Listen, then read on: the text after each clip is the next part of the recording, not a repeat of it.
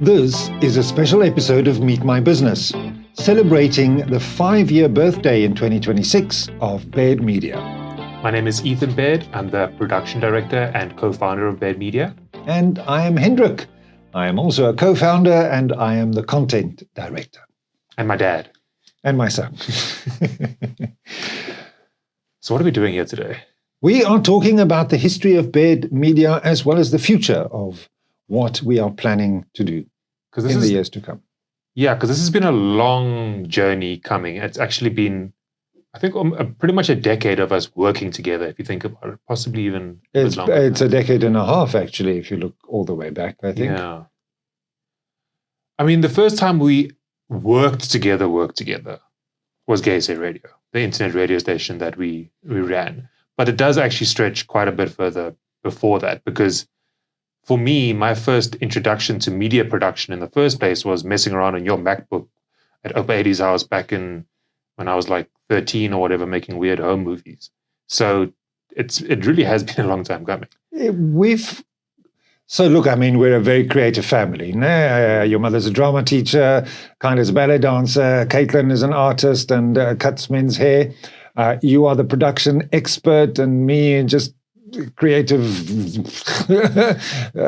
dumping ground, all this stuff that comes out of me, and I really can't stop it sometimes. We've got a history of creativity in our family. Here we are today, 5 years in with Baird Media. Yeah, it's kind of surreal actually to be at this point. We've, I think, technically done Baird Media longer than we did GaySay Radio, if we consider that. Oh, wow. Because I think 2016 is when that kind of kicked off, wasn't it? Yeah, and I left there in 2020, I think. Yeah. In 2019 I left. End of 2019. Yeah. I mean, that was a real good training ground. GaySay Radio was an online radio station. We found two people who were looking for volunteers, and we said, we'll go volunteer once a week when they do a broadcast. And then 3 weeks later, it moved into my house, and it took over our lives from 6 a.m. The first show started till 10 at night with 30 volunteers in and out the whole time. It was a massive learning curve for both of us. We literally made the news multiple times. Mm-hmm. I still remember Gay Radio Station for City, that poster that I stole off the side of the road the one day. You banned a hate pastor from entering the country. Like, we did pretty big things with GaySay Radio, I feel like. Yeah, so we did. It was a crash course in radio. I mean, you'd been working in student radio up to that point. Yeah, so Tux FM was kind of my initial training ground for like working in media production and working in radio and audio specifically. I had been the audio production unit leader is what they called it, basically the manager of that department. I also managed the technical and the music departments at various points. That was pretty much what university became for me, is that I thought I was going to be a computer programmer, and then I ended up just doing radio all the time and finding that way more interesting. So when we initially heard about what was then called GaySay FM, a weekly broadcast, we were both like, well, we both know kind of something about this. We can probably do something bigger than what's already being done. So it is like, with my radio experience, your arts and culture, media background, we were just like, okay, let's run with this. And then we just took it over. We just took the whole thing over. At which point in that journey did you start editing podcasts? I think it was 2017, maybe the second or third year, let's say the second or third year perhaps of GaySay Radio. I wanted to get some extra income in, so I made a website and started advertising my services as a podcast editor and producer. And then I managed to just randomly land a couple of like fairly consistent clients, which we actually still work with today, interestingly. But so it was around about then that I started editing just podcast after podcast after podcast. It was when our time at GaySay Radio eventually ended that I then went way more into editing podcasts, because that was my main income stream at the time. But it was kind of during GaySay Radio, and then towards the end, it kind of really ramped up. Yeah, and when I came back from Cape Town, I worked at an old age dementia center for a while before finding my feet as a ghostwriter. And it was in that period in COVID, wasn't it, when we started talking about, we worked so well together, we were such a great team, and we complemented each other so well at GaySay Radio. Is there something that we could do together that would build on that, and that would be ours, that would not be somebody else's company that we could run.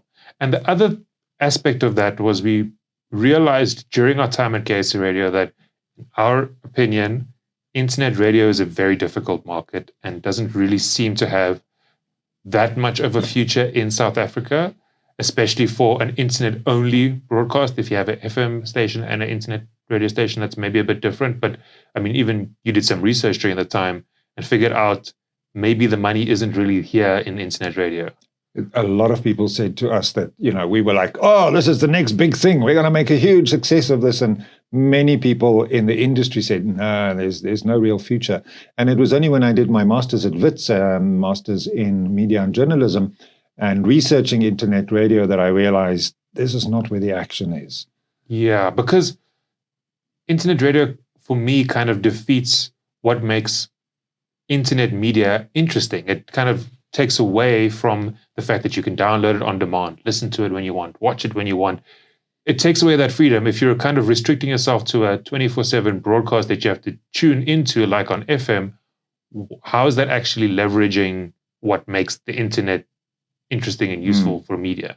So podcasting then seemed to be the natural evolution of that, because we were still very audio focused. We still loved audio storytelling, audio production, all of these things, voiceovers, narration, all of the stuff was really a major part of what we were doing. We realized podcasting seems to be where the real action actually is. And at the same time, I was doing my best to revitalize my hypnosis practice and started a podcast for that. And that really drew me into podcasting. And then here we are 5 years later. But where we started is not where we are today. What was our original service offering? So that was very, very interesting, because I'll say in 2021, that's when we officially started Baird Media. Mid-June is when it was registered, but somewhere before that in the year we had begun. And we ultimately just thought of it as content marketing company with like a podcast first approach. I remember that being something on a website landing page at some point. And the first book I wrote was all about that? Yeah, absolutely. So podcasting was always a part of the essence of all of this, but at the time we would just do anything for anybody. Like if somebody wanted a website designed, if somebody wanted a blog written or a book written or anything that we had any skill in, we would just do it, because you're a new company, you want to get any business, you don't say no to business. And then what happened was we realized the kind of things we don't actually want to do, the kind of promises we don't want to make to clients, the kind of work that is not fulfilling for us, it's not engaging for us. And ultimately, we had to really rethink and whittle down over time what it is that we're actually doing. So, Ethan, in your opinion, what was the biggest change we made from 15th of June 2021 to where we are today? The big shift was thinking about us as this broad content marketing company that's kind of everything for everybody, and really narrowing down to, we teach people how to produce podcasts and we make podcasts. Now, that is actually way too big in scope still, we think, because making a podcast could mean very many things. And we're still in the process of whittling that down even further. But it was that real shift from, okay, what are our strengths? We know how to teach people. We're good at communicating that. We enjoy helping people get started. There's a lot of new podcasters who don't know what they're doing, and we can genuinely help. And we like doing the production side. We like creating and organizing a big production from start to finish. But we also just like receiving an edit, putting it out, sending it back to the client, that kind of work. We realized that things like studios weren't something that we were necessarily interested in doing ourselves. We have great partners like Solid Gold that we're currently working with, where we're recording this right now, that we can refer people to. So we didn't feel like we had to be in that space. We figured out the things that we're really good at and tried to focus more on that. And also building on past skill sets. I come from a drama background. I organized a massive developmental arts festival. So the organizational side of producing a podcast like Stripped, which we'll talk about in a moment, that really comes naturally to me because I know how to do these things. I know how to get people in a room and rehearse them, from drama, all those sort of things.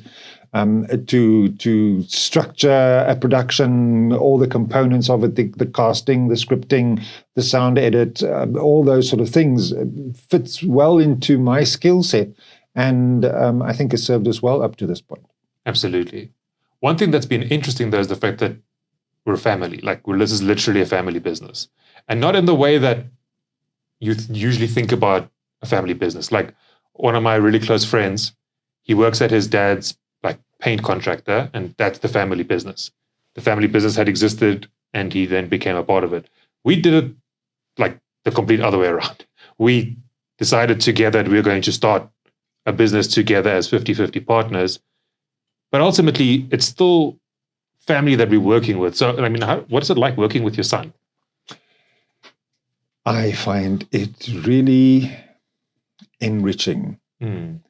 You have so many skills that I don't have, and you have your own unique outlook on life, which is vastly different to mine. I always say you're the conservative one, and I'm the permissive one, and somewhere in the middle, I pull you up and you bring me back to earth. So I think we complement each other very well. Remember in Gayser radio days, whenever something technically would go wrong, you would hear me shouting down the passage, "Ethan!" And I sometimes do that, but you're too far away to answer now. I do think there's a very complementary aspect to our relationship now, that we don't bring any personal things really into it. While at the same time, we always end a call and a meeting with, "Thank you very much, I love you, goodbye." And I'm not sure how many business partners do that, that are not involved in that way. Although we did have somebody ask, "How did you two meet?" I said, "Well, the day he was born, his mother showed him to me." So what is the challenge of working with me? Like you say, we are very different people in the way we approach many things in life. I think you have a way higher risk tolerance than I do, for example. You're more willing to try things. So what kind of paralleling what you said, I'm the kind of person who's can be very slow to take action. I have to I know my mom says ponder. I'm also someone who has to ponder, sometimes to my detriment. And I feel like you have like what seems like sometimes limitless energy and limitless momentum that then I can then help guide and structure and help figure out and implement.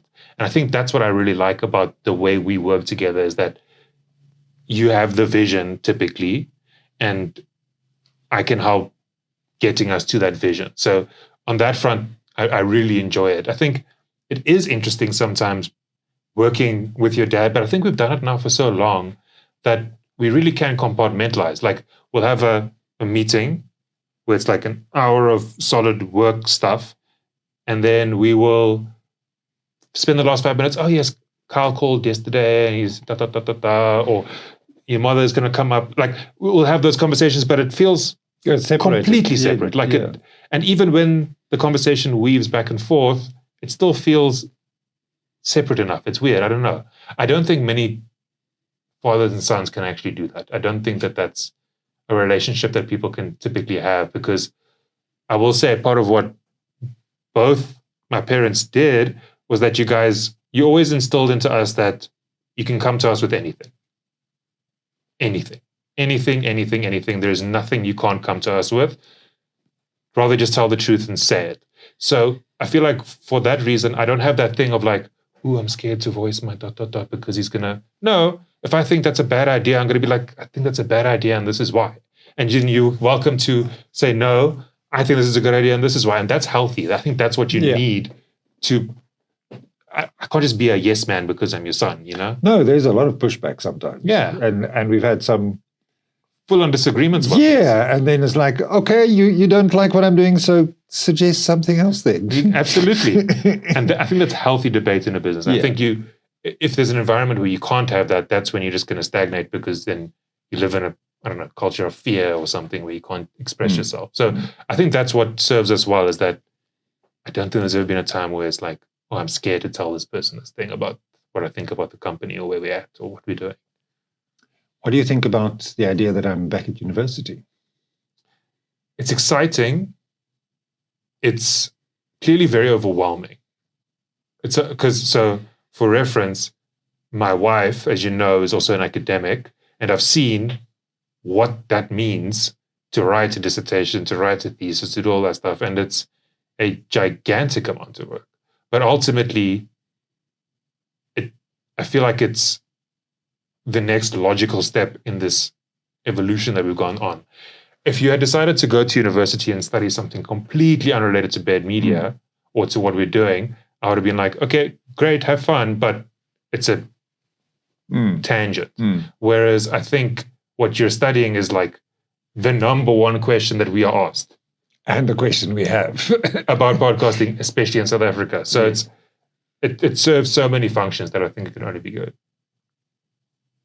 When we were at Gazer Radio and I was doing the masters, I felt like the company had gone off track because I'd lost my momentum in the company and I was putting all my effort into the masters. And then the people I was doing it really for, the CEO and the majority shareholders, were not interested at all in the outcomes of that research and were not interested in implementing any of the recommendations into the company. So I felt I had done all this work for nothing and it had no real worth at the end. Whereas I think this study I'm doing at the moment, like you say, it's a very pertinent question we're looking at, which is how to make money. How do people make money off podcasts in South Africa? And how does it differ from what the Americans or the global north, as we call it, do it? And where are the opportunities? This feeds directly into what our company does. And while there is a danger of taking the effort or the energy away from the day-to-day running, I do think this is what will set us apart in the future. And we'll talk about the future a little bit later. But we are the only company that I know of in this country that does podcasting that is really based on actual research. And I mean, that research will still take a year to come out, and we'll probably have a special broadcast around that. But it will directly serve not only our company, but the broader podcasting community in South Africa, the guild and so on, which we're very passionate about. So I'm going to ask you in public here, please keep me on track. And if I if I lose focus, to just rein me back in again, please. Yeah. No, let me say it's probably not the doctorate that's going to be causing that. It's the list of other people. List of other things like yes, I say yes to everything. So what are you most proud of that happened in the past 5 years? The fact that we got to be the judges on the South African Podcast Guild's first ever podcasting awards was a really big deal for me. I was also made part of the advisory board, which also a huge deal. But we went from being a random family production company to what people in the podcast industry locally call the Bairds. Like, we're a known entity. We're a known quantity in the podcast sphere locally. We come up in conversation.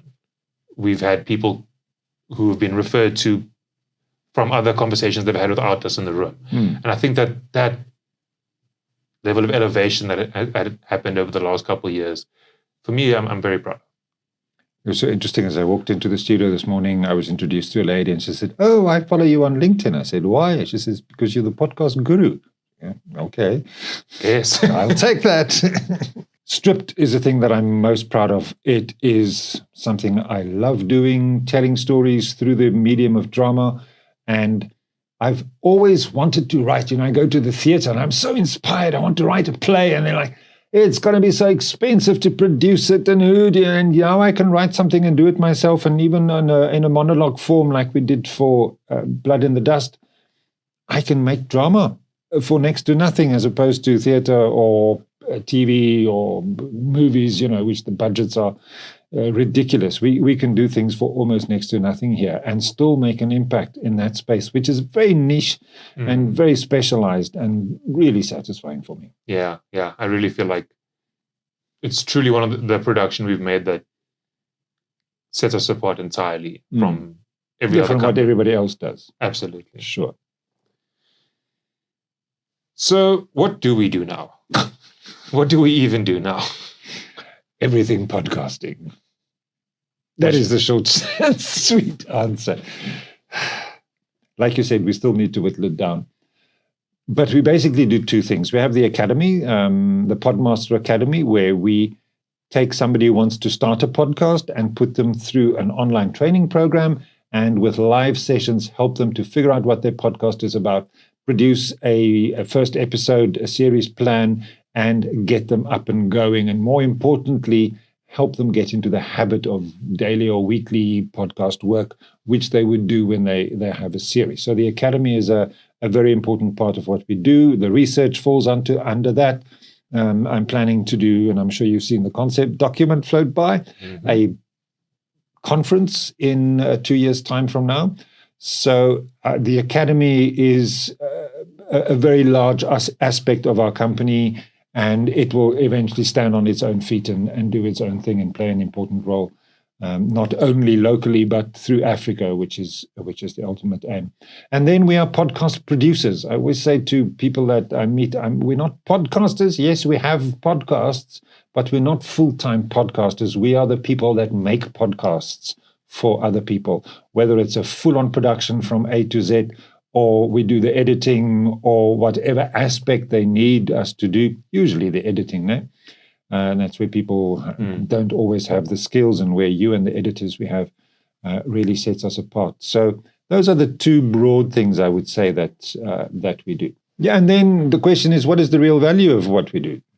Yeah, so pod fading. This is kind of the big thing we preach to everybody, is that 65% of podcasts don't get past episode 6 of their show. So we guide people through the process and help them shortcut all the mistakes that most people make when they start a podcast. Which will take a year to do, no? If you do it. If you're super motivated and want to continue on past those mistakes. This could be from buying the wrong equipment, to having no strategy, to misunderstanding fundamentally what this medium even is, which a lot of people do. But the main thing we do really is help people achieve the goal of their podcast. So help them figure out why they're even doing this in the first place. What is the point of spending all this time and money doing this potentially complicated thing? And what do you actually want out of it? And we help them get to that point. Skipping through pod fading is a major part of that process, because it's unlikely for you to achieve the results from your podcast from just 5 or 6 episodes. But really, we help set people up for success so that when they launch, they're launching with episodes in the bank. They're not putting themselves under unnecessary pressure. They're not freaking out and releasing low quality episodes because they think they have to, which we have seen time and time again. Where do you see this company in 5 years? In 5 years, I will be 68. I will have a PhD behind my name. If all goes well, which it is. It's on track. On track. I do see us playing a leading role in creating knowledge that is local, so that we don't depend on American statistics. You see it so often. The Americans have just come out with this thing. We're all going to do that now. But is it even relevant to our situation in South Africa and the broader African continent? I do want us to have a bursary fund and continue doing research and be at the cutting edge of podcasting and podcast development and training. On the other hand, I do see us as a big production company that is the go-to people. If you want to have a big production and you've got a proper budget and you want a really good stand on its hind legs roaring at the heavens podcast, we're the people to do that. We are connected within the industry. We know people within the podcast industry. We know people within the drama and acting and film and television industries from my history. We know technical people from your side. So we are well connected, and we can draw the best talent together to do those kind of productions. I also would love for us to have a community center somewhere, maybe in a big shopping mall where people could come and we can do live recordings, and the academy, and not necessarily a studio, but maybe smaller studios for our own in-house productions that we would do. But I want us to be really at the cutting edge of podcast development and training and information that is relevant to who we are in this continent and what we do. Couldn't have said it better myself. Where do you see us in 5 years? Leading production company was the first thing that came to my mind. I feel like in the next year or two, we need to have gotten a couple more very big productions under our belt. I think that's where we thrive, the kind of work we ultimately want to do, and also want to set a standard for. A large issue I have with podcasting in general is that with the barrier to entry being so low, the standard is also typically very low. I want people to think of a Baird Media production as being like the gold standard for an African podcast. We're not just doing paint by numbers. We're not just doing yet another interview podcast. We're actually doing high quality, creative, innovative content in this space. Podcasting has changed so much just since we started this company, let alone. Still will change. Yeah. So what that production looks like, what we even call a podcast in 5 years, that I don't know. But I know that we are going to be the ones who are then their go-to name for high-quality production. And that, in a nutshell, is the story of Baird Media. It's only just begun. And if you want to know more about Baird Media, of course, go to our website, baird.media, and you will find everything there. Ethan, happy birthday. Happy birthday. I love you. I love you.